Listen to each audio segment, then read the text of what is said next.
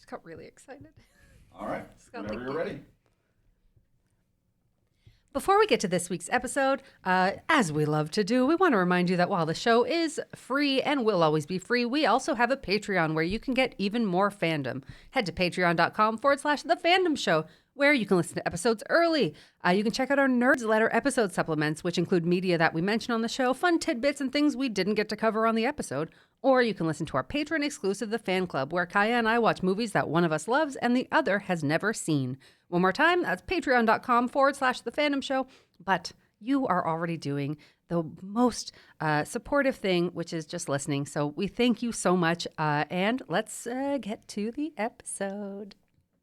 Hello, hello, hello, and welcome to The Fandom Show, the podcast where we learn about fantastic fandoms by talking to our favorites about their favorites. I'm Kaya Green. And I'm Santa Claus. And today we are, wait, what? Never mind. Today we are talking about the most wonderful time of the year. I think you probably already got it by now. We are talking about Christmas. We're talking about Christmas. That's right. We are talking about Christmas. And, we always say that fandoms span many different things. If you are enthusiastic enough to talk for an hour about something, it counts as a fandom. Absolutely. And this one absolutely is a fandom. There are so many people who love Christmas with their entire heart, and I'm so excited to get into it. I'm so stoked. Kaya, normally we say, what do you know about this topic? But I'm I feel aware of like this is, what do you know about Christmas? What is Christmas to you? Well, I was born on December 22nd. So Christmas is complicated. Yeah, it's a time of year where everyone decorates for me. No, I mean, like, Christmas was something that when I grew up, like, as a kid, those two things coming together at one time is like peak, because also my family was very good about separating the gifts, so I was just like, this is the best time of the year. Oh my god. So yeah, I always liked it. I always liked it a lot. As I've gotten older, I have different perspectives on it. It's obviously different when you're an adult, for many different reasons, because you have different stressors like money. Yeah. But I am so fascinated by it as a celebration, as a coming together, as a tradition. Yeah, it's a very interesting topic. Yeah. What about you, Steph? What do you know about Christmas? I know that it all started with a little baby boy. No, I love Christmas. I am not a religious person, but I also think that Christmas has now transcended religion. Yeah, definitely. Culturally. This podcast is recorded in North America. North American Christmas is just so bright. Yeah. So merry. I love the lights. I love the music. I love getting into the spirit of it. For me, unless it's before October 31st, Christmas can't come early enough. I just get really excited because I feel like when people start getting into the spirit of it, it just brings out a joy and a childlike wonder in the world and in me. So I love Christmas. But who really loves Christmas? I'm going to have to say it's probably our guest. It is our guest, Erin Conway. She's the content producer of the Banff World Media Festival. She also is the associate producer of Because News, which is a CBC comedy panel show hosted by Gavin Crawford. She used to be the general manager of the Second City Toronto. And this is just a lovely fact. Every year she buys 2 tickets to the Nutcracker and invites someone different to be her guest when someone just needs a little extra joy in their life. She's been doing it for about 14 years. And also gets goosebumps every time she hears the first 3 notes of All I Want for Christmas by Mariah Carey. Erin, welcome. Welcome to the Fandom Show. Hi. Hi. Thank you so much for having me. I'm beyond stoked that you invited me to be here, and I'm so excited to nerd out about Christmas. Oh my gosh. I am so excited that you're here to nerd out about this, and also that you dress the part. Yep. For those of you just listening, there is a Christmas sweater. There are reindeer antlers. headgear. With jingle bells Yeah, on them. so if you're hearing a slight jingle bell, that is in the fact wonder of holidays. Yeah, exactly. The magic of Christmas. How are you doing? I am doing fantastic. I'm headed to my first holiday party later this afternoon. So, I went to a Christmas market earlier today at the church around the corner from my house. And so I'm having a great Christmas day. Amazing. So, Christmas is a lot of things to a lot of people. And normally we start off with, imagine someone's never heard of Christmas, which I don't know that might be the case. But for those who don't celebrate it or Yeah. there's lots of people who don't participate in it very much. How would you describe Christmas from your perspective? Wow. we're starting big. I know. It's definitely not about the baby Jesus for me anymore, or if it ever was. It's a feeling. It's a moment to connect. It's a moment to reflect. It's a time for celebration. It's a spirit that really takes off in the fall and winter, but for me, as cliche as it sounds, lasts all year through. Like sometimes in the summer when I'm thinking about Christmas and anticipating, I just like a giddiness, like you were talking about stuff. I don't know if that describes it to someone who's never heard of it before. I'd want to say, like, come join me for the next 2 months and let me show you everything that it can be. But it's a coziness factor. It's connecting with friends and people that you care about if you haven't had time to do so throughout the year. It's time to take stock. Yeah. It's not just about like, shopping and going out to Christmas shows and listening to carols and stuff like that. It's so much more. It's a feeling. It truly is a feeling. It's like a practice, it sounds like. It's a practice. Yeah. It's a great way to describe it. How did you, when was the moment that Christmas just became like, have you always been into Christmas? Has it been since childhood? No. I do remember there being a time when my mom would pull out the Christmas tree my dad would pull out the Christmas tree and then mom would start to put up the decorations and I would roll my eyes. And I don't know if that was just me being a kid at anything that my parents were doing. But I remember thinking like, we've got to spend our weekend, decorating the Christmas tree. And then I don't know when it shifted around 10 or 11, my early teens, I started to decorate my own room.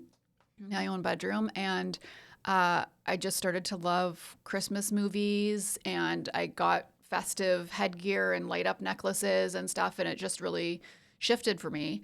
And it's, grown ever since. I do remember when I was probably about 9 or 10, a little bit older than most, when I learned that, Santa, he's not real. Sorry.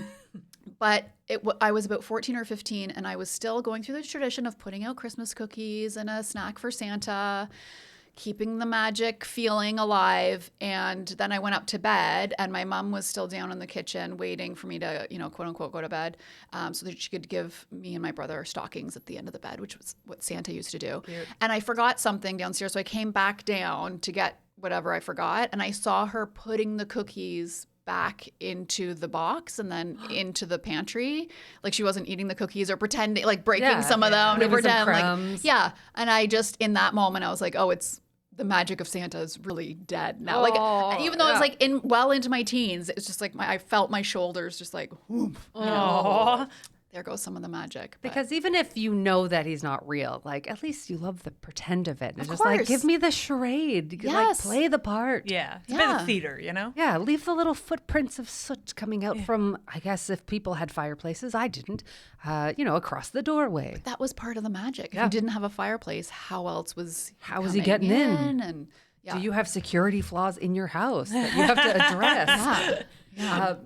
So people talk a lot about the spirit of Christmas. How would you define the Christmas spirit? Oh, gosh, another big question. We get deep. Yeah. Like kindness and inclusive and just joy without judgment. Joy without judging yourself. There's so many people, like when you see all the things, people talking about Christmas and putting up the Christmas tree and it's too early and like, why am I hearing Christmas carols in stores and stuff? And it's like, oh my gosh, there's so much going on right now in the world and always. For anyone that can find joy about anything, just let them do it. Yeah. Just let them be happy. I will fully admit I am one of those people, but only not in a hardcore way. I'm never actually going to like come down on somebody for disliking things, but I know that after Halloween, when we're just out and about privately and I hear too many Christmas carols, I'm like, man, I'm still mourning Halloween. Give me a second. But that's because I'm a big Halloween person. Right. So it's just the reverse. And that's not really like once Halloween's over, it feels like over. Where Christmas, there's still New Year's, like it lingers a little bit. Yeah, it is kind of a season. But Halloween, there's stuff ahead of time, and there can be like parties a few days before Yeah, or whatever. totally. But then it ends. Yeah, it ends very distinctly. Sometimes there's Christmas stuff before Halloween even. So Yeah, and listen, again, I have it with me all year through, but that can be too early. I mean, I do. yeah, agree with no. that. Once again, I'm not coming down on anybody's joy, but I personally am like, I just want to, that time. I don't want to get protect it. sick of it by the time it happens. That's the thing that gets me. Yes. But I also understand that the gatekeeping is no good. I feel like we have our annual discussion of like, when can we put the tree up? When can we start? Yeah. When do you do it? Okay, so I used to do it. I used to start everything November 1st, the day after Halloween. I gave Halloween its moment, and then the next day I was headed to the Eaton Center to get new baubles and whatever for my tree, and I'd start putting it up, and I'd start my baking and Christmas cards. But then I fell in love, and his birthday is November 10th. Oh, okay. Yes. I mean, it's so much more difficult. You're the 22nd of December, There's but no separating. there's them. no separating the two. There's no, like, it would be impossible to ask, staff to, like, we can't decorate the tree until the 23rd. It Like, would that's- be a truly bonkers ask Yeah. of me. So yeah, Matt lightly suggests that we wait until after the 10th to put up the tree, which is fair. So now I've started listening to music, and I get my card list organized and, start to like, which markets am I going to go to, and book my tickets for things and stuff. But I don't start to decorate until like mid-November. Okay. And it takes me about a week because I do take stuff down. I don't know if you do this when you're decorating. I take my regular stuff down so that I'm not just putting Christmas decorations on top of other tchotchkes in my house, so it's not crowded. Okay. Like, I give the Christmas ornaments their moment. Wow. Oh man, that's a commitment. I love that. Yeah, We yeah. just wrap ribbon around the bat that we have hanging off of our fireplace. The skeleton bat, please be specific. I'm so sorry. It is for some reason a all year round skeleton bat, and It we just give him a lives little it- Christmas bow. He lives in our house now. Perfect. Yeah. That's perfect. So with Christmas, obviously, it's very tied in with capitalism. Everyone talks about the like, Christmas is not the same anymore because it's so focused on money and gifts. So much that like Christmas stories like The Grinch revolve around whether or not gifts are central to the holiday. How do you feel about the gift part of Christmas and all of the like stuff around that? All of the naysayers. It's my least favorite part of Christmas. And again, it wasn't always. Like, I was fully invested. Oh, great, I got to make a list. What things am I getting for everybody? Yeah. Did you circle the catalogs as a kid? Oh, I used to make my parents a list for me. I would make a movie out of it, and I would make a movie poster called Erin's List coming What? soon. Oh And my God. I'd send them the poster, and then I'd make a little movie of like what it was that I wanted, and then I gave them a little coupon booklet that when they were out shopping, they could then stop at Tim Hortons and get like take a little break. Oh my and God, that's get a donut and a adorable. coffee and stuff. So I was very into Oh my God. the consuming piece of like, Yeah, you yeah. go and shop for me, and I'm gonna give you these coupons so you can take a break, because I'm assuming you're gonna be out all day shopping for me. Tell me you're going to become a producer without telling me you're going to become a producer. Yeah, exactly. But then I moved away from that, and now the last few years, my gifts that I give are exclusively experiences and time spent. That's lovely. So, yeah, and I think about it throughout the year, and I make notes on my phone of what I'm going to get for people or what I'm going to arrange or do. And my husband is part of this too. And, like this year, we're going out to Calgary where his family is. And he's got a sister and her fiance traveling in from Scotland, and another sister traveling in from Saskatchewan. So we're all going to be there for a Calgary Christmas. And so we've decided, like, those 10 days, we're going to be together. Please, no gifts. We know we're going to end up going out to eat together. We're doing some activities together. That's going to cost money. And we're going to have a wonderful 10 days, but we don't need to add like a gift exchange on top of that. Yeah. And I think too, there's a lot of pressure around, okay, I have to get this person something because they mean something to me. I love them, and so I have to get them a gift. But then there's all this other stuff going on around Christmas time and the end of the year wrap up, and then you're left to the last minute and you get them something that maybe they won't actually need or want or use. Yeah. And then that's just, going into capitalism of like, oh, I just have to buy stuff. Yeah. I was told I have to buy stuff, and so I'm going to go and see what the Black Friday deals are and Yeah. everything. So like, I'm done my Christmas shopping.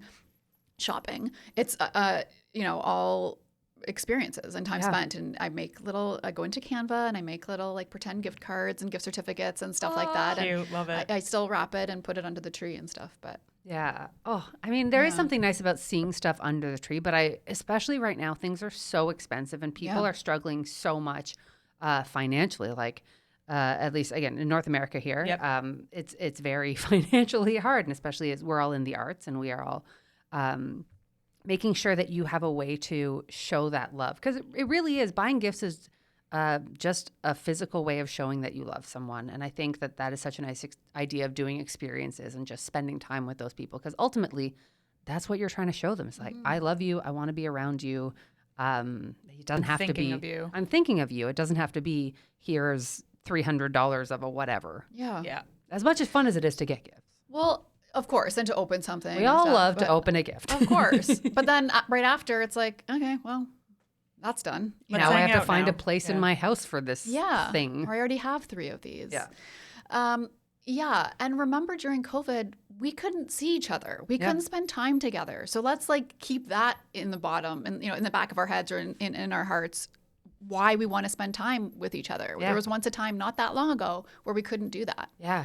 So yeah. It's so interesting to hear that it's like such a small part of it for you, because I think for the people who get exhausted by Christmas, it's such a huge part of it. It just like adds to so much stress, and it's like financially difficult. So yeah, it's like it's a nice reminder that you can have the holiday season without that stuff, and it still exists. It's still like something you can celebrate in a non-expensive way. Yeah.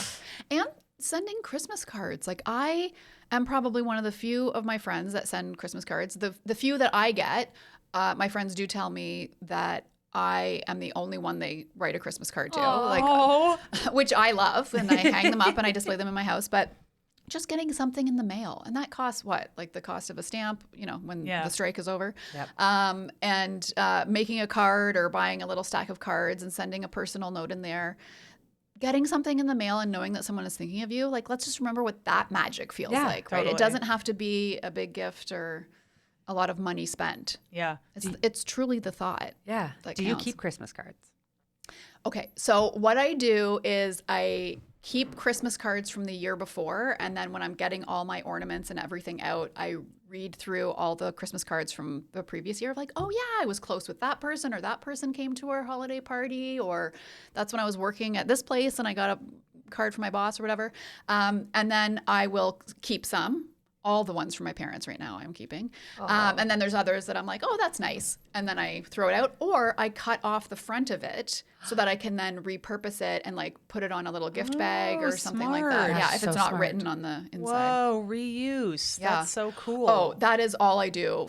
For all of my gift wrapping, I have a huge like hockey bag sized storage unit, and it has all like reused ribbon, salvaged tissue paper. Like if there's holes in it and stuff, I Yeah. throw it out.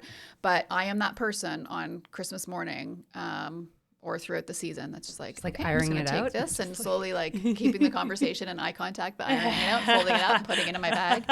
Yeah, I rarely have to buy new stuff. That's to so wrap. I feel like this is full of hot tips. Yeah. Like, Oh my I want gosh. to do all of these things. Keeping the cards, that's a good like method too, so you can like appreciate it one more time. Yes. Yeah. Yeah. It's nice. And it's reflecting back on the previous year and where Yeah. you were at that time, who was in your life. Yeah. Way to mark the season, mark the years. That's very cool. I like that a lot. Is your family as into Christmas as you are?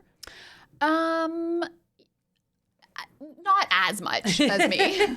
But yes, my mother is loves decorating, loves the holiday movies, does the baking. They do insist on buying things. Like everyone likes to open a stocking, and I'm like, no, it's fine, Mom. We Yeah. don't need anything. Well, you got to open something. Put a clementine in a sock. I'm happy. I know. Some It's classic true. parent behavior Yeah. there. Yeah, You gotta yeah. get your And a socks. different time, I think, Yeah. too. Yeah, definitely. Yeah. Okay, so on that note, Christmas has like a lot of traditions that can differ from like culture to culture, house to house, even just person to person. What are some that are notable for you that you love the most, or that you just find interesting that people do? That's a great question. So one of my traditions, I am a vegetarian pescatarian, except for the month of December Really? when the festive special is available from Swiss Chalet. Swiss Chalet, So getcha. I'm like, meat throughout the year? No, thank you. I have moral standards. But during December, I will eat the worst chicken there is out there. And we usually order like 2 or 3. But like ethically, you season. saved it up, I feel. Yeah. Yeah, we all do our best. You know what I do mean? our We're all best. onions. There's many layers to all of us. Absolutely. Were you Lindt chocolate or Toblerone? Because they used to come with Toblerones Yes. for anyone who doesn't know Swiss Chalet, and now they have little Lindt chocolates with them. And for those of you who are not North American or in Canada, Swiss Chalet Google is a chicken place. The chicken place. The best chicken. No. Yeah, I prefer the Lindt chocolate. Toblerone I loved, and I don't like change. So when they first switched it, I was like, what's happening? You can't mess with Christmas. Yeah, but Toblerone, although the chocolate is delicious, whatever that nut, or it's like a candied nut almost, it gets so stuck in your teeth. Whereas Lindt chocolate just is like a smooth Melts in your mouth. melt in your mouth. They're very, very delicious. Those Yeah, and they've added a new flavor. They have. Yeah, there's a double chocolate in there now. Wait, what? Yeah, so there's white chocolate, dark chocolate, milk chocolate, hazelnut, and then now there's a double chocolate. What is that? But isn't it, I guess, is like one a milk and one a dark chocolate? Like, how do you double chocolate when they're filled with chocolate? It's true. Yeah. Yeah. Good question. What does it mean? That's a mathematical question, I think. Yeah. So what other traditions are like that so Swiss Chalet, always so good for so little. Yeah. I am not religious. However, I do love going to a mass on Christmas Eve. That's something that I did all the time when I was younger with my parents. And I think that just keeps me connected to them and that tradition that I learned growing up. And there's, again, a coziness factor. Like any sort of tradition, it just gives it a nice, warm feeling. And aren't we so lucky when we're able to have something happen over and over again that makes us feel good to call it a tradition? Does your midnight mass have a caroling and like a choir as part of it? Sometimes it depends where we go. Yeah. It's not something for my husband. He came the first time the first year that we were dating, but now he stays home and he'll make some appetizers and stuff. So when we get home from church, we're putting on the carols and we're eating and turning the fire on and then watching It's a Wonderful Life. Oh, that sounds cozy as all hell.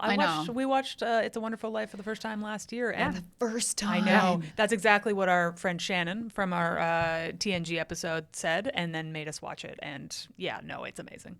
Yeah. And listen, watch it over and over again. And every time or any time that it comes, because sometimes they bring back those old movies and put them in theaters again, watch it on a big screen. You'll pick up things that you don't see on the small screen or hear. Like you just take it in a different way. Yeah. Amazing. It's amazing that a movie like that can hold up and still be so incredibly entertaining. Yeah. Many years later. It really speaks to it's a real testament to the spirit of it. Full cried. Full cry. Yes, it's beautiful. And still to this day, like if I have a friend that's moving into a new home, I'll give them a loaf of bread and a box of salt and a bottle of wine, like what they do for the first like homeowners that they've like showed up to their house. That's so and then, lovely. Like, may your life always have flavor, may your house always have food, and may you always have like love and friends and stuff. So That's lovely. So we were talking about traditions and holidays, and people have their like order of operations of like these are the things that have to happen leading up to Christmas. So you have the Christmas Eve mass. Do you open stockings? When do you open stockings? When is like presents versus like dinner versus like are there games? Yeah, What is? It's so different in so many places, I guess. It is, yeah. Sorry like, to interrupt. My family, we always, sometimes you got a gift the night before, not always. Then you did stocking in the morning, and then you all chilled for a bit, and nobody really did anything. You just enjoyed whatever you got so far, and then you go do the big dinner thing, and then you usually will play a game after that. So that was our family. But what is your order of operations? it was the same for many years, and then I will say, it has changed over the years just as everyone's schedule gets busier and you can only get together at certain times. And every other year we go out to Calgary to spend it with my husband's family, which I learned as a little girl, splitting it between my mom's side of the family and my dad's. We had to travel for each one, so it would alternate each year. But growing up, we would open a gift. After church, we'd come home, and then my mom would go and pick a gift, and she'd give it to us. And then we'd have little appetizers from M&M meat shops. You know, the little pre-made sausage rolls and stuff. Those are so good. And put on Christmas music. And for a few years, we actually invited the neighbors over. My best friend lived around the corner, and so we started inviting her family over. Just have a couple drinks and some food. And then, my brother and I, even long after we didn't believe in Santa Claus, we'd still like go to bed before my parents. So then they would get out all the presents and they'd tiptoe into our room and we'd pretend that we were asleep and they'd put the stocking at the end of the bed. Some people have the stockings under the tree, but we would always have them we'd lay them out empty at the end of our bed. And then when we woke up, they were magically filled with presents. Lovely. And then my brother and I would he would come into my room and we'd open all the stockings, like our stockings, and then we'd go and quote unquote wake up my parents and be like, hey. And then we'd show them what we got in our stockings and they'd be, ooh, that's cool. Ooh, and then, Santa. Yeah, and then they would open their stockings and then we'd go downstairs and see what else is under the tree. Did they fill their own stockings or did you fill their stockings? As I got older, I'd start to put one or two things in their stockings. My mom did the lion's share of all of the shopping, and then my dad would try and surprise my mom sometimes with like new pajamas every single year.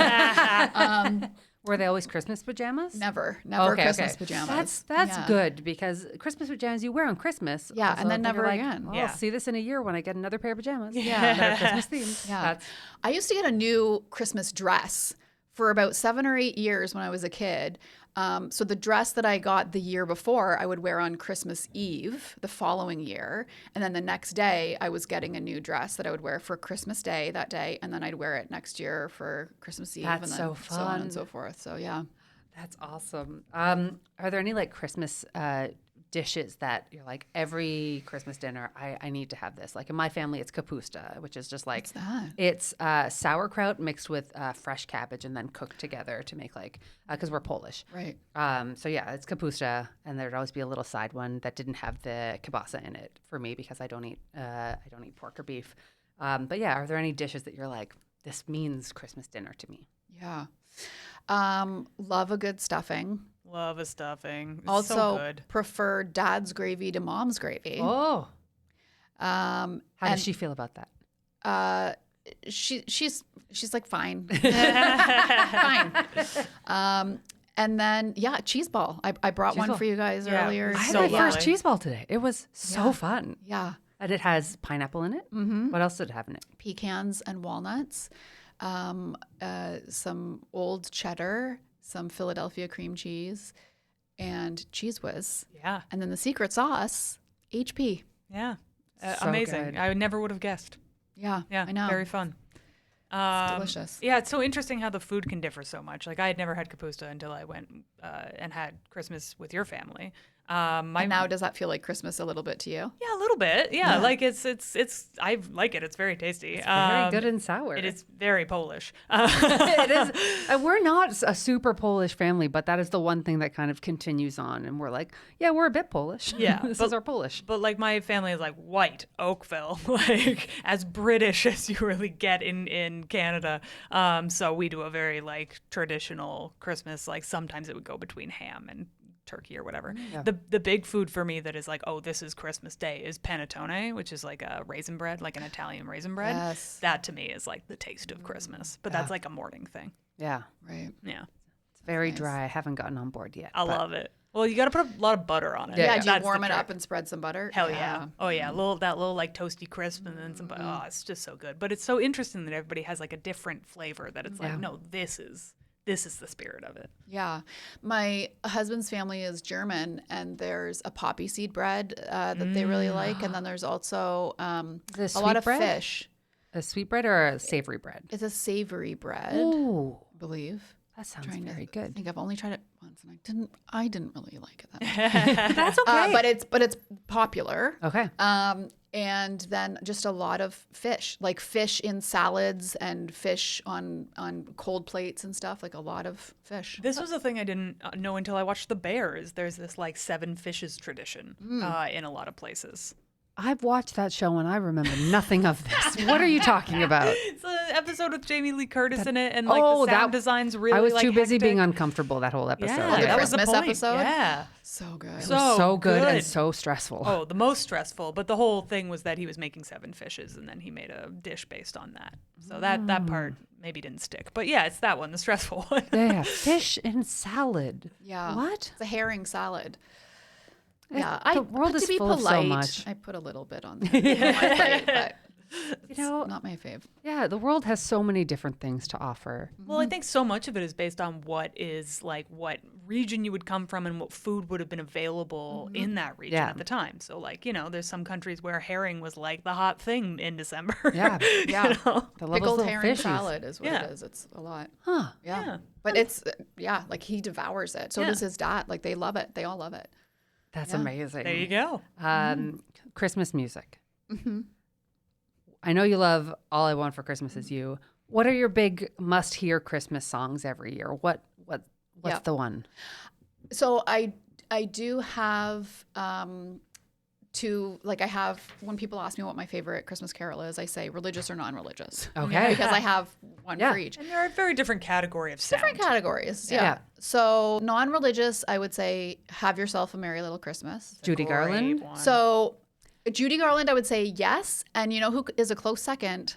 Rolf from the Muppets. Oh my God. yes. If you have not listened to John Denver and the Muppets Christmas album, make it a priority to purchase that record or download that Spotify list this year. It will make your heart sing. I gotta say, the Muppets are like, their peak time is Christmas for me. I just like, another one of those things that isn't necessarily one-to-one related to Christmas, even though they do have Christmas films, but they make me feel Christmassy, you know? Why do you think that is? I don't know. They're comforting. Yeah. Is yeah, it- Is it because he's green? Maybe. But it's the same reason that I like watching Frasier around Christmas. It just makes Yeah. me feel Oh, homey. I like that. Because like Frasier was just always on in my house, so Yeah. it's just like it feels like It feels like childhood, which Yeah. Christmas is very like, I think that's part of what Christmas inspires is that feeling of like awe and wonder and excitement that you have as a kid. and like comfort and safety. Yeah. You know, so it depends on what gives you that feeling. All right. Yeah. So we got your non-religious. Religious? Little Town of Bethlehem. Okay. Bing Crosby, love his sound. I mean, yeah, Bing Crosby's the sound. Yeah. And I don't know how that came about. I do love the movie Prancer, and the lead character, the little girl, I forget her name, she's singing it at the beginning at a little Christmas pageant. And she is singing off key, but she is singing with all the joy in her heart, and it's lovely. And so, yeah, that song for me just resonates. Oh, do you have a favorite Christmas album? Is it John Denver? I would say it's John Denver. Denver. Yeah. Okay. Michael Bublé and Diana Krall are close seconds, but Michael Bublé's Christmas album is amazing. it's incredible. It's so good. But sorry, you were saying about John Denver. It's incredible. John Denver and the Muppets, I've been listening to that since I was a little girl. Cute. We had the record in the 80s, and then, you know, records weren't a thing anymore. My dad got rid of all his records, but I've now reacquired it. And it's a sound, same as like you and Frasier. Like it's a sound, you're just like instant comfort, instant like I know exactly what my place is in the world. And aren't we lucky, again, to be able to have memories and like resources to be able to just go, yes, I feel instantly comfortable and safe Yeah. and like good. oh, Yeah, It's like a Pavlovian really good, response almost. totally, Yeah. yeah. It's a very good album. I've good never heard it. stories in the songs. Like, cannot recommend. That's my biggest. You guys take it away with you today. it's your biggest takeaway. Go get that album. amazing. Kai, do Yeah. you have a Christmas album that is your favorite? I mean, I also really like Bing Crosby. That was one that was like very very popular in my house. But when it comes to Christmas albums, I don't listen to it over and over again. But weirdly, there was one year where I think my mom didn't have any like Christmas stuff on hand, and this was like when you had to have CDs in order to like listen to something, so you couldn't just like look something up on the internet. And all she had around was the Lion King soundtrack from the 1993 movie. So we listened to it while we were decorating the tree, and now I listen to it every year. I love that. It's so weird. I understand that, but it's like, yeah, this just makes me think of Christmas because it's just became a weird tradition that never went away. Yeah. Yeah. Yeah, our Trimming the Tree playlist is the combination of Kaya's album and mine, which is the Vince Guaraldi Christmas from Charlie Brown. Oh, which is objectively Yes. one of the best ones Yes. ever, I feel. Yeah. Every time snow falls for the first time in the season, I instantly hear Skating from Charlie Brown. Yeah. That, and I think Muppet Christmas Carol would also be Yeah. on there. So I guess that's partially why the Muppets as well. But it is funny for us decorating our tree and having those two on shuffle. And you've got, beautiful Vince Guaraldi, and then suddenly you're like, Sonia. It's a vibe. Yeah, it's a vibe. it's odd. We don't need to shuffle them. I don't know No, why we have do to that. because chaos. Because I want to put a gentle chaos on the holidays for us. It's the same thing going into because you have a wedding at some point coming up. And when Matt and I were planning our wedding, I didn't want our guests to come into the wedding and just think, oh yeah, this is wedding. People should come into a wedding and know exactly, a stranger should be able to walk in and know exactly who the couple is. Yeah. And I feel the same way with Christmas. If someone's coming into your home, they should be able to not just feel like they're walking into a home sense and seeing the perfect setup and whatever's on trend for Christmas that year. Yeah. It tells a story. Yeah. So knowing that the Lion King soundtrack is part of your story, or watching Frasier, that's just so perfect. Yeah. Well, it is about less about the obligation of what you should be doing at Christmas and more what makes you specifically feel good and taken care of, which I love as a perspective on the holiday season, because I think, a lot of people do feel that obligation of it must be magical, and it's like, but magical means different things to everybody. Yeah. Yeah. Love that. Do you have what is your when you think Christmas? Is there a memory that bubbles up for you that is like, this is one of my favorite Christmas memories?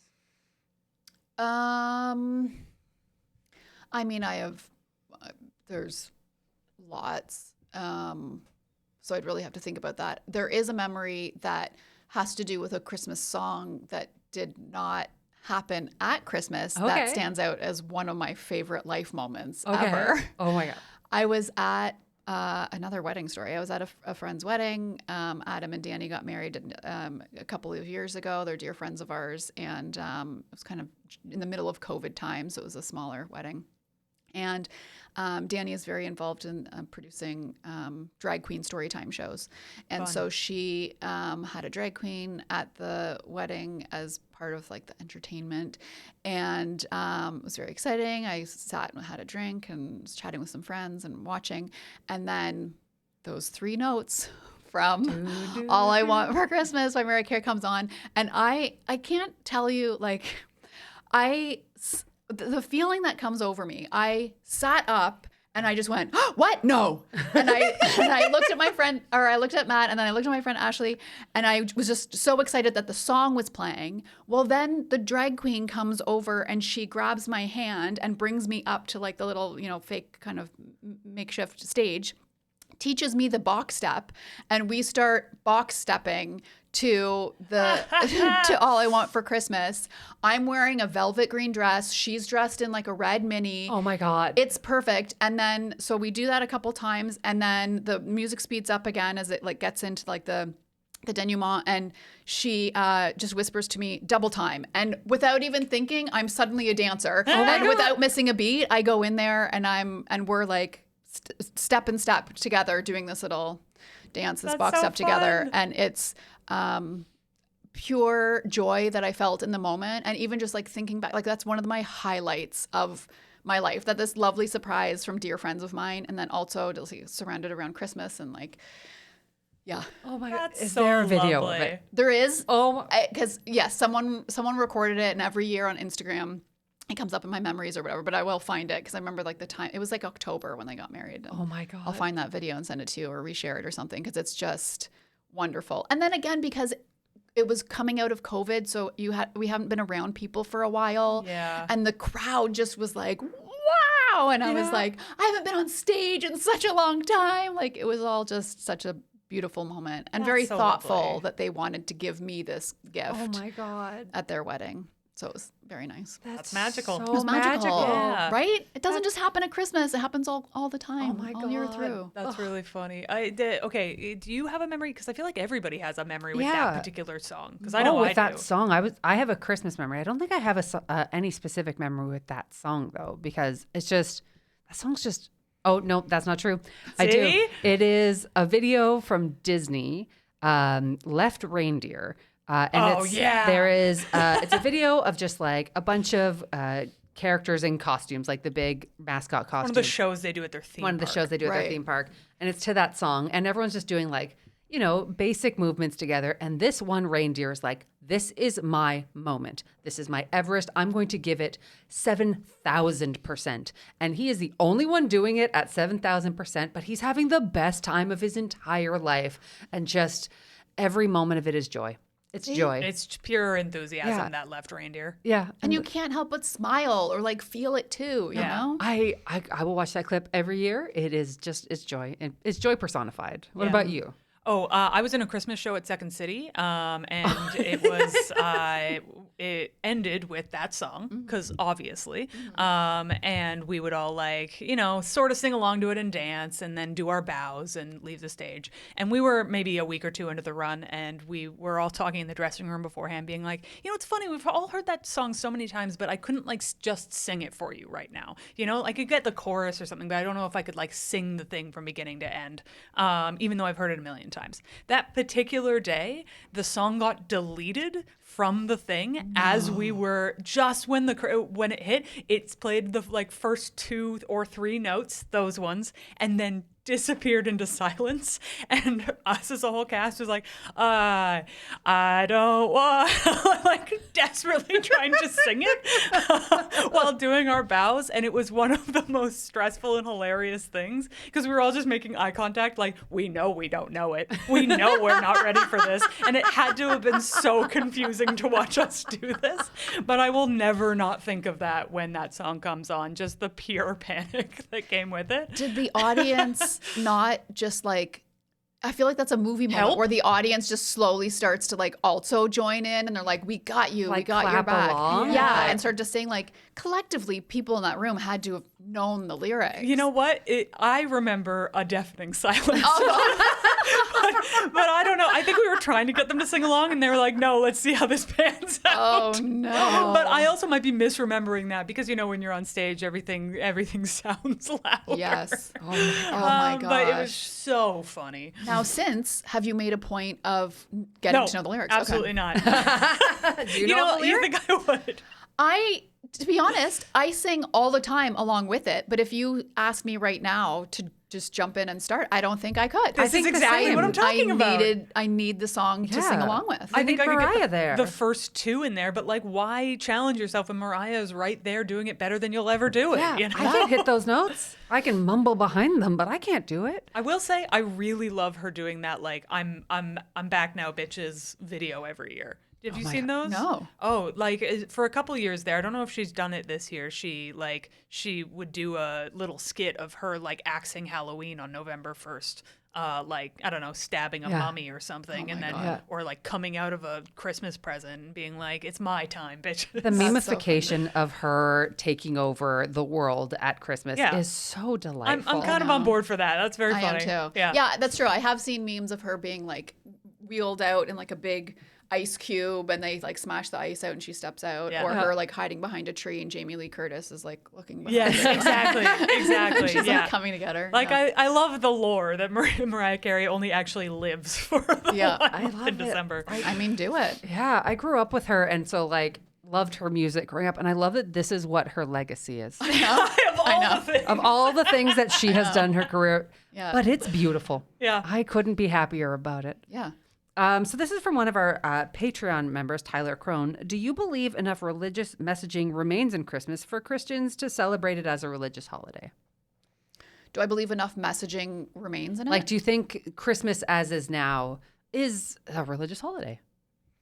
I think it is for the people that believe in it. Yeah. I mean, it's massively been taken over by capitalism, and capitalism runs the world. Yep. So it's in our faces everywhere we look. So yeah, I think if it's however you want to believe in it, if that's something that you want to, you're going to church and you're walking around and stopping at all. I forget what they're even called now. You walk around the church and, maybe that's at Easter. I was going to say, is it Oh, Stations God, of I'm the a Cross, bad but I think that's Catholic. Easter. Yeah. I don't know. I'm not I a can't help Catholic. you here. No, I know. I was baptized and I was confirmed, but then I kind of started really listening at that time in church. And I was like, there's some things I don't agree with. But at the same time, now that's getting into a different topic. At the same time, now my parents still go, and there's new things that some priests and congregations are talking about and being more inclusive and Everything stuff. evolves. That's great. Yeah. But yeah, I think that you have to work harder because that's not what it's about on the surface anymore. But if that's what you believe in and you want to follow, and those are the things that make you happy and that you want to celebrate and honor that story, then yes. Yeah. Amazing. Yeah. There's no wrong answer to it, in my opinion. Yeah. Christmas is it's so fun because it's such a collective celebration that we all do as a society, but it's also so individual and it's so unique to like what you want to bring to it, which I think is, again, part of the magic of Christmas. Do you have your Christmas tree? Is it like, do you have a themed Christmas tree? Is it ornaments from your childhood? Like, what makes up your tree? Christmas, yes, it's unique to everyone and you do you, but I would never have a themed Christmas tree.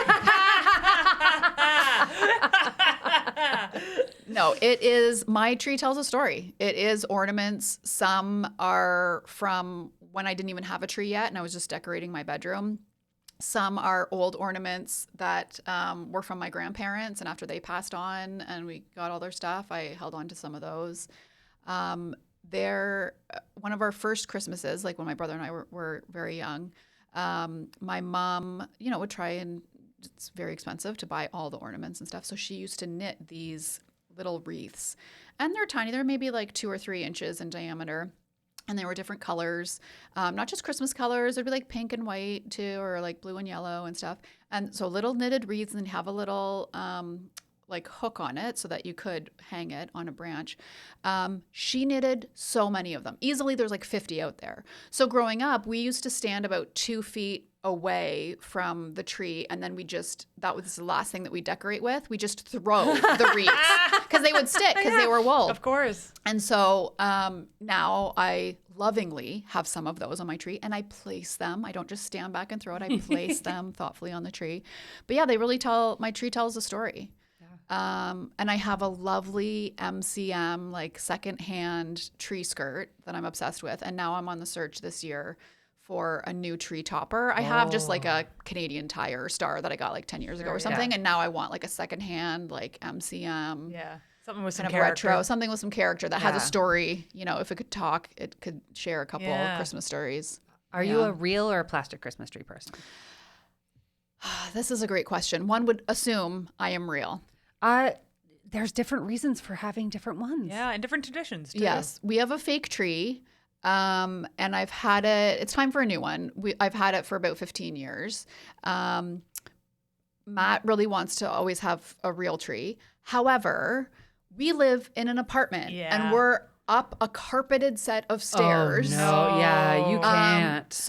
And we don't own a car currently. So the one year we did get a real tree, it was so stressful. We also don't have a garage where we can have like a saw to recut the base if they didn't cut it properly at the tree lot. So we used a serrated, was it like a steak knife that we used? Oh like my God. On the front, like sawing at it to try because there was like a nubbin on the side so it wouldn't fit into the tree stand, the trunk.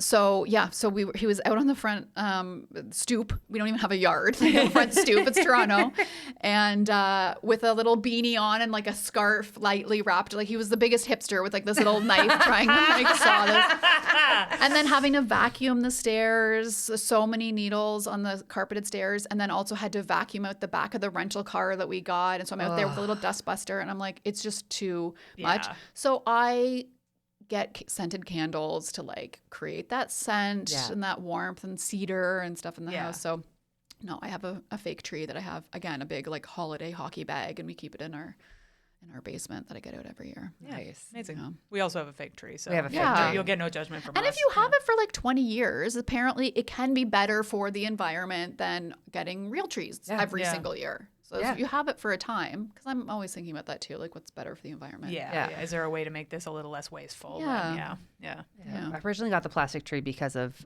cats being like, well, they're going to eat that or they're going to like mess up the tree. Our cat now just eats the plastic. And Yeah. it's very challenging. They're a unique kind of dumb. Oh, cats, you so dumb. I have the dustbuster ready. So the first year we had Gordon, we couldn't put the tree up. He quickly leaped into it and then started to walk up it like a spiral staircase. I was like, we can't do this. So we took it down and we have like a little tabletop tree that year. And then the following year, we're like, okay, let's put it up. No ornaments yet, no lights. Let's just see how this goes. Yeah. And we had the dustbuster ready. So anytime he did more than sniff, like he started to pick at it, we turned on the dustbuster, and then that helped to create a boundary because he's scared of that sound when it goes on. So created a little bit of a boundary, and he's like, okay, I know I can't do that with the tree. Yeah. It's very So now he's smart. pretty good. That's smart. Very That's very smart. good. Yeah, I'm a big fan of homemade ornaments and like all of the tree stuff that has a lot of personality. There's some stuff on our tree that I don't even know why it's there. Like, Captain America skateboard. that's exactly what I was going to say. I don't know why we have this or where it came from, but it's literally a plastic skateboard that just has Captain America on it. And we're like, this is delightful. Yeah, when we merged ornaments, Yes. which is a real, I guess, relationship thing, you were like, "Where is this from?" And I was like, "I couldn't possibly tell you." And now our tree is indispensable without Captain It has America. a place of skateboard. honor in the tree now because I just love how silly it is. And that's part of it, right? yeah. Now, do you have any traditional Polish ornaments on the tree? No, Okay. no, my Jaji didn't have any of that sort of stuff. And I don't really have any. My aunt has all of my like dad's family side ornaments that she puts up. I inherited one little thing, but it was from my grandma, and it was just some Christmas ornaments that were all instruments that she really liked. And they also have a place of honor. They always have to go together because they're her little orchestra. Do you have an ornament that is like, whether it's for the tree or for your house, that is like your favorite? Oh, what's my favorite ornament? Yeah, I have the wreath that my mom made. I also have, it's like a little kind of flat wood gingerbread girl that my grandma Conway, my dad's mother, got all of the grandkids, all 14 of us, and just wrote, to Erin or to whoever, to one of the cousins, and then love grandma. And she did this in the 90s, again, before I had a tree. And I still have that, and I put it on like front and center, not like at the back behind the wall where no one can see it. Like that's the thing that I put on at the front. And I'm like, yeah. And then I also have a stocking that my grandparents on my mom's side gave to me one year, and it still has a little tag on it in my grandfather's writing that says, to Erin from Santa. And for years, I thought that like my grandfather's writing, like I thought that was Santa, right? And then again, like later when you realize like what's going on and you see his writing, it was like, Grandpa was Santa this whole time. Oh, that's so lovely. Yeah, so I have that hanging up. Oh, I don't use it as a stocking. I just use it as a decoration piece. that's so nice. I like that a lot. What would you say is the nerdiest thing you've ever done in relation to your fandom of Christmas? Oh my gosh. Oh, I want to be able to answer this. I got to think. It can be anything. It could be big, small. It can be 10 things if you want. Yeah. The thing that comes to, okay, there's two things. In high school, I was old enough to not go out for Halloween anymore, but I still wanted to participate in Halloween. So I dressed up as a Christmas tree.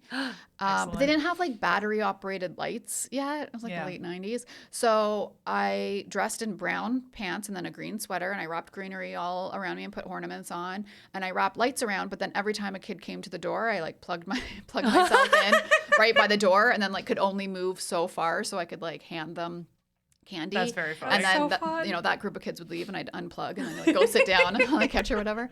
And then for years I went to the old post office I think it's on Adelaide Street in Toronto, and it's like a little museum there. And I got a wax stick, and I used to put a wax seal on every Christmas card that I sent out. Now I need to remind you that I send out Christmas cards, and there's like 50 to 60 on my list that I send out. Yeah. And so you have to heat up the end of that stick. I don't know if you have ever done this. You have to heat up the end of the stick and then put it on the envelope to seal it, and then I got a little E stamp. So then you got to put that on just in time to then so it works, and then pull back the stick to make the perfect little circle and stamp. So I used to do that for every single card. Oh my gosh. On top of writing like a personal note in every single card. And anyway, I now just do that for a very select few. Yeah, Because I'm like, that's one of those things. It's like, okay, this is not bringing me joy. Yeah. This is so much work. And now I'm up late at night, or I feel like it's a task that I have to do, which I'm like, no, I can do this for my other few friends that I know are really into Christmas and they'll appreciate this. But then the others, I just put like a little, listen, I still put a Christmas thing on the back, but it's just a sticker. It's not nothing. It's not nothing. It's a sticker. I'm putting the effort in. Yeah. Oh, that's so lovely. All right, I have a little tiny, it's not little tiny, there's a lot of things on here. It's a mini game for you. So I'm going to name a bunch of Christmas movies, and you give me whether it's a ho, ho, ho, which means you like it, or it's a no, no, no, Okay. which means you're not into it. Okay. So, Oh. Elf. Ho, ho, ho. Okay. But recent. Recent. Haven't always loved it. Yeah. So Okay. Okay. What changed? I don't know. I just kept watching it. I felt Will Ferrell was over the top a lot. But then I just kept watching it, and I continued to find like just lovely, joyous moments. And now whenever I see a Santa on the street, in my head I'm going, Santa! Yeah. Perfect. Home Alone. Oh, ho, ho, ho. It's one of the best ever. Yeah. Die Hard. I mean, it's not a Christmas movie. It happens at Christmas. It is not a Christmas movie. There's not spirit of Christmas there. So I'm going to say no, no, no. No. And it shouldn't be on the list of Christmas movies. That's fair. White Christmas. Ho, ho, ho. Rudolph the Red-Nosed Reindeer. Ho, ho, ho. Frosty the Snowman. Ho, ho, ho. Already watched it this year. Oh, Yeah, nice. Yeah. Charlie Brown Christmas. Ho, ho, ho. Come on, a classic. How the Grinch Stole Christmas, the original animated. Okay. I was getting ready. I have more. I'm ready. I was getting ready I'm to ready. ask which one. Yes. Ho, ho, ho. How the Grinch Stole Christmas, Jim Carrey. Ho, ho, ho. You're on board. I am on board. Dr. Seuss's The Grinch, which is the 2018 CGI version. Yes. I don't think I've ever watched the whole thing. I've watched the first half a couple of times when I've been hanging out with friends' kids. It's a lovely family animated movie. Is it like a prequel? Or is it still the same story? No, it's still the same story. All right. Christmas- So. Yeah, it's so. I feel like Christmas is the only season and holiday that you can get away with making the same movie like 60 different times Yeah. and being like, it's a new Christmas movie. Hollywood is challenging your opinion on that. That's true. That's true. The Polar Express. I've actually never seen it. Okay. Can I believe it? I haven't either. That's a no for a lot of people, just on the just for the uncanny valley of the animation. Right. Yeah, his But- face is slightly too close to human to be animated, But and not too quite far animated. from Yeah. animated to be human. That's a polarizing one. No pun intended. No, I intended it. You I intended intended it. Never mind. I lied to you. I know this based on what you're wearing, but I will ask it anyways. National Lampoon's Christmas Vacation. Ho, ho, ho. Already watched it. Yeah. Amazing. Meet Me in St. Louis. Ho, ho, ho. An emphatic one at that. Yeah. Miracle on 34th Street. Which version? I didn't put separate ones for that one. Oh, okay. The original one, not the one that was made in the like 90s or 90s, yeah. 2000. With the kid from Matilda. Yeah. Yeah. No, the original. Ho, ho, ho. Ho, ho, Matilda ho. version? No, no, no. No, Okay. no, no. Okay. Nightmare Before Christmas. Already watched it. Ho, ho, ho. Hey. But again, took me some time to get onto it. When I watched it when I was younger, I was like, this is scary, but it's Christmas. I don't know how to process this. Yep. And now I love watching that as the first movie of the season. It's a perfect transition movie. It's a perfect transition movie. The music is incredible. Like Danny Elfman is amazing. And Yep. yeah. We also talked about this in our Nightmare Before Christmas episode, but I was also thinking about this on the way back from the gym for no reason the other day about where that movie belongs. And it is majority in Christmas. Like, Yeah.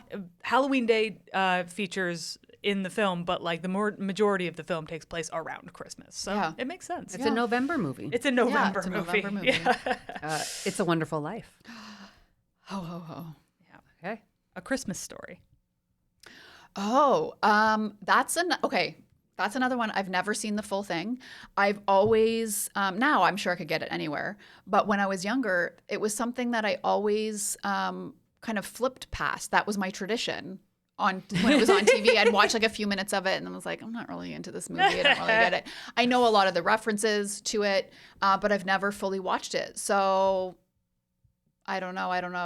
Okay. It's so funny how just what happens to be on TV can so deeply influence. know. That one I Like, feel like is for like slightly older people than our Yes. generation. Like Yeah. people. But I mean, the Grinch and Frosty came out in the 60s, I think, or the late 50s. Like Frosty's been around for a while. But I feel like my dad would put it on, like my family would put it on, so therefore it became part of my Christmas tradition yeah, because it there's was a always generation on. it skipped Yeah. with Christmas Story. Yeah. Yeah, Gremlins. Okay. Again, I wouldn't say it's a Christmas movie. Steph. It happens at Christmas. Yeah. I do love the Gremlins though, so I'd say so. Okay. Bad Santa. No. Scrooged. So. Okay. Muppet Christmas Carol. Oh. Oh. Yeah. Ho ho ho for sure. That is my great personal music. favorite. Yeah. Now, have you seen Muppet Family Christmas, I have or is not. that on the list? No. I did not put it on the Okay. list. No. Muppet Family Christmas. I think it was a 30-minute special made for TV. Find it on YouTube. It's incredible. And there's a mashup with why are they escaping me? The Fraggle Rock. Oh my fun. God. That's a good time. Oh Yeah. my God, does it have the dozers in it?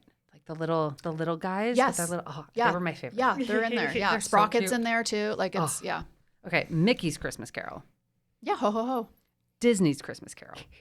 Oh, I don't know what that one is. I don't know. I grew up with Mickey's Christmas Carol, but Yeah. there's also another one that's just Disney. Okay. Yeah, I don't know. Question mark, question mark, question mark. A Christmas Carol, the 1951 version. With George C. Scott? Yes. Yes. Ho ho ho. Okay. Santa Claus. With The an E. Santa Claus. The Santa Claus. The Santa Claus? Yeah. With Tim Allen? Yeah. That's the one. Yeah. Yes, the first one, ho ho ho. How many are Subsequent there? versions. There's at least 4. No.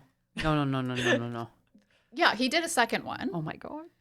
I think he did a third and potentially, yeah. I think he did a 4th because in the 4th one, maybe that was 3, but like I'm pretty sure there's definitely 3. There might be 4. Yeah, and it was fairly recent, I think. I think so. Anyway, all the later ones are bad. No. Every single one. The original, like the first one was the best. Same with Home Alone. I just want to be clear. Like, Yeah, I didn't know. Was The first 2 a one. Christmas one as well? Yeah. It was yeah, Christmas. Lost in New Was York. it? Okay. Which is also very good.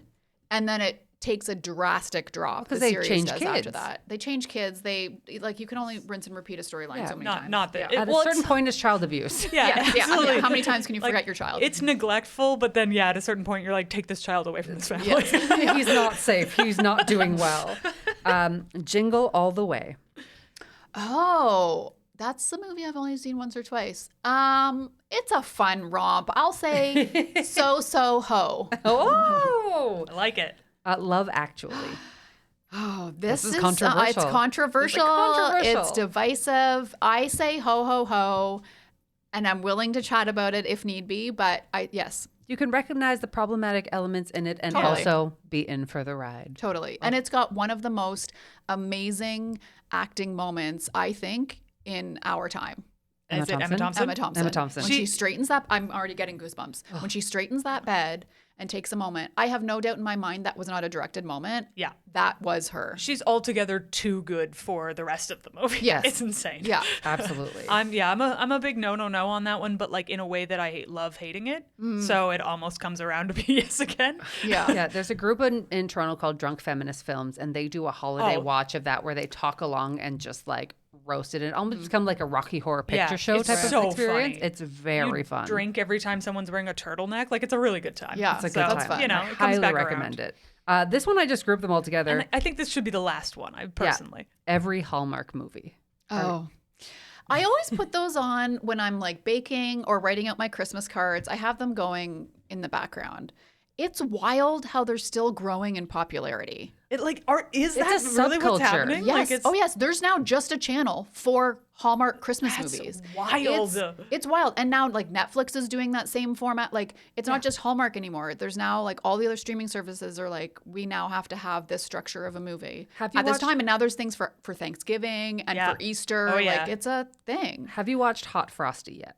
Of course. Is it What? fun? Oh, it's got the guy from, he's in Schitt's Creek. He plays Alexa's Alexis's boyfriend, the Oh, vet. yeah. And he's hot Frosty. Frosty comes to life and is a hot, dumb man, Yeah. basically. It's very dumb. It's very silly, but there's some good funny lines in it. And Craig Robinson, pure joy. I Okay. want to watch this movie because it's so ridiculous looking. Yeah. It is. It's All right. ridiculous. I love that. Lean Yeah. in. Any honorable mentions that we didn't put on the list that you're like, this got to be represented? Well, yeah, Muppet Family Christmas. Yep. Okay. What else do I typically watch? I feel like you guys. The Family Stone. Oh, That's another one you must watch. That's putting it with down. Sarah Jessica Parker. Correct. And... There's a Diane Keaton is Yep. in it, and Yep. the guy that played Coach, I can't think of his name. Craig T. Nelson? Craig T. Nelson is in it. You'll recognize everybody. Claire Danes is in it. Okay. It's like one of those movies where you're like, oh god, this is going to be bad because everybody. is this going to be Yeah. Love Actually? It's very good and lovely. Get the Kleenex. I discovered it, I don't know, like 7 or 8 years ago. It's fairly new for me, but it's so good. Also, The Family Man. Don't normally love Nicolas Cage. Love that. Okay. Kind of remake of It's a Wonderful Life, of like what my life could have been. yeah, lovely. With Nicolas Cage, I am already obsessed with it. He's so fascinating as Yeah. an actor. Yep. He can do anything. Yeah. Steph, do you have one you want to add to the list? No, I put all of mine in there. Are you kidding me? you kidding me? Yep, fair They're enough. all on there. I Okay, know great. one that you want to add on there. That you put on the list for me. And then Kaya was I'm like, we're done. And I'm like, no. I just feel like you don't need to. What is it, It's also Kaya? not technically a Christmas movie, but Kaya? it takes place during Christmas. Say it. A Carol.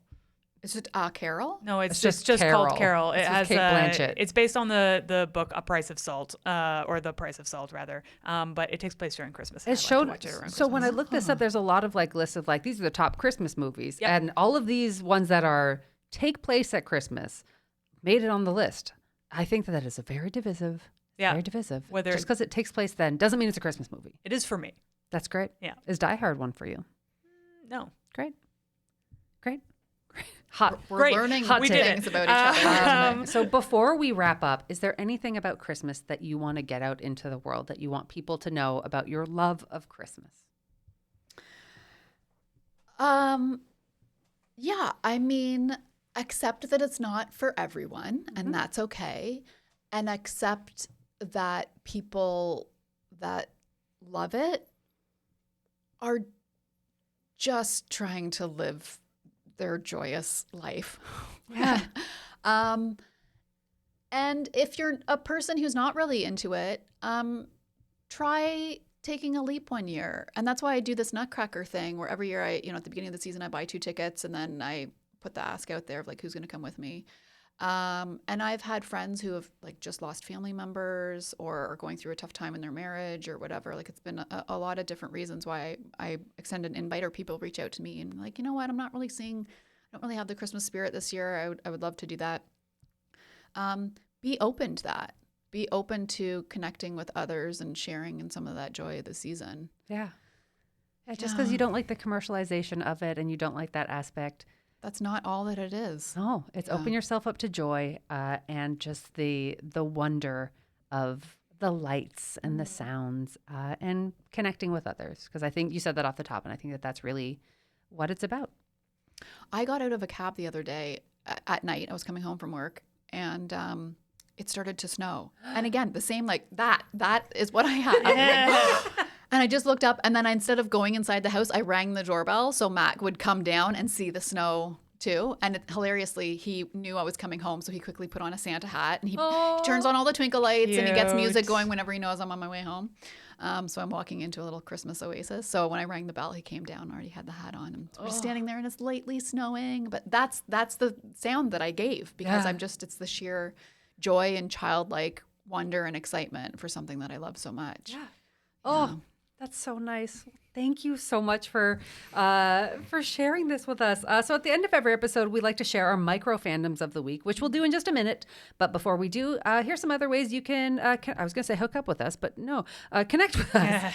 The show's always going to be free, but as we said off the top, you can come show support in many different ways. If you want to do it financially, you can head on over to patreon.com/The Fandom Show, where you can get access to episodes early. You can submit questions. You can enjoy our monthly newsletter supplemental that we call the Nerd Nerds Letter, and you can listen to our Patreon podcast, The Fan Club, where we watch movies one of us loves and the other has never seen. You can also find us on social media at Fandom Show Pod. You can watch us on YouTube at Fandom Show Pod again, or connect on our website at thefandomshow.com. Please tell all of your nerdiest friends about us, and if you can, get on your podcast provider of choice, principally Apple Podcasts, but we love them all, and do a little rate, review, and subscribe. It is so, so helpful to make sure other people can find us and learn about awesome fandoms that they may love themselves. So if you have the time to even do a really, really quick one-sentence review, one-word review, that helps us move up the charts. It means we can find more people, which is awesome. Just write down your favorite Christmas song or your favorite Christmas album. Or whether you think Die Hard is a Christmas movie. We love it. We also have merch, so you can head on over to tpublic.com/stores/thefandomshow/ and snag our faces on your favorite things like shirts, mugs, and more. And you can find us on the From Superheroes Discord, where you can meet other fans or hit us up directly. And our theme is by Yusu Kim. All right, and now for our micro fandoms of the week. Kaya, what are you nerding out about? What are you loving right now? Here's a cool thing, is our producer, Diana McCallum, has just recently written a book. She did. And not only is it a delightful book, I'm also just so proud of her because I genuinely think writing a book is one of the coolest things you can possibly do. It takes so much discipline and so much vision to see that through, and I think that is incredibly awesome. But also, on top of that, it is really good. It's a really wonderful book. If you are at all interested in superheroes or even just like a good laugh, it's a series of comedic essays about the sex lives of superheroes. That is the title of the book, Sex Lives of Superheroes. And it is so funny, and the pace is amazing. It's like a joke per sentence. Yeah, you laughed out loud a lot while reading multiple times. I'd be listening to a podcast and be like, what? And I don't do that a lot. No. I laugh in my head a lot. So it just proves that it really got me good. And it is also just fascinating and full of fun facts for your Christmas parties. And very well researched as well. Incredibly well researched. So I really highly recommend you check it out. It's a very fast, fun read. And Boxing Day sales are coming up, so now's the time. Go grab it and give yourself a good laugh. Amazing. All right. What about you?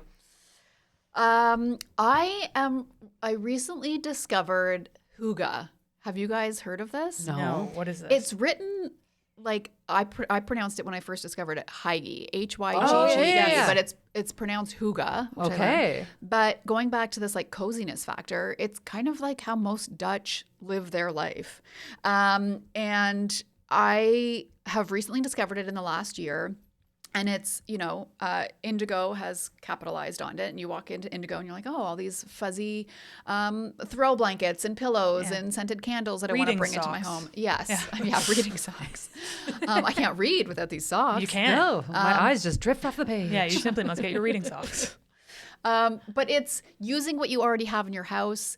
It's bringing to the forefront things that bring you joy. So getting that vase that your grandmother gave you years ago out of the closet and putting it on your coffee table so you can enjoy it and love it, and creating a cozy space for you, a cozy and safe space. And there's now design elements that go along with it and furniture and stuff like that. But it really is creating that feeling of cozy. And so after the holidays, I tend to go into that. I take stock of what's in my house and what are the things that I love that I want to bring forward. So I've been reading a lot of books about it, and Hygge. Oh, really into it. Yeah. When you have dark, cold winters like we do here in Canada, you have to find the thing that keeps you cozy and warm throughout it. You have to learn to enjoy them in one way or another, and a big part of that is making your home space something to be treasured. Yeah. Amazing. Without going and buying reading socks. Yes, you don't need reading socks. You don't need the reading socks. You can have any socks. You can still read.